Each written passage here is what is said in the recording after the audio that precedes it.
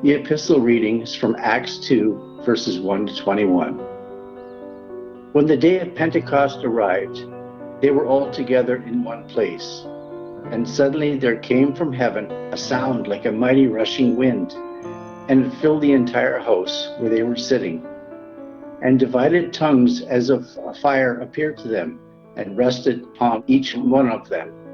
And they were all filled with the Holy Spirit, and began to speak in other tongues as the Spirit gave them utterance. Now there were dwelling in Jerusalem Jews, devout men from every nation under heaven. And at this sound the multitude came together, and they were bewildered, because each one was hearing them speak in his own language. And they were amazed and astonished, saying, "Are not all these who are speaking Galileans? And how is it that we hear each of us in his own language?" Parthians and Medes, Elamites, and residents of Mesopotamia, Judea and Cappadocia, Pontus and Asia, Phrygia, Pamphylia, Egypt, and the parts of Libya belonging to Cyrene, and visitors from Rome, both Jews and proselytes, Cretans and Arabians. We hear them telling in our own tongues the mighty works of God. And all were amazed and perplexed, saying to one another, "What does this mean?" But others mocked, saying, "They are filled with new wine."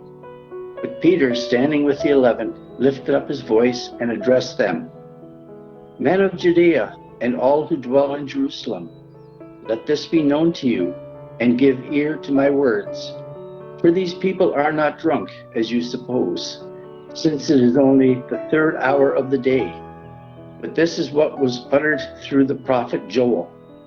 And in the last days it shall be, God declares, that I will pour out my Spirit on all flesh, and your sons and your daughters shall prophesy, and your young men shall see visions, and your old men shall dream dreams.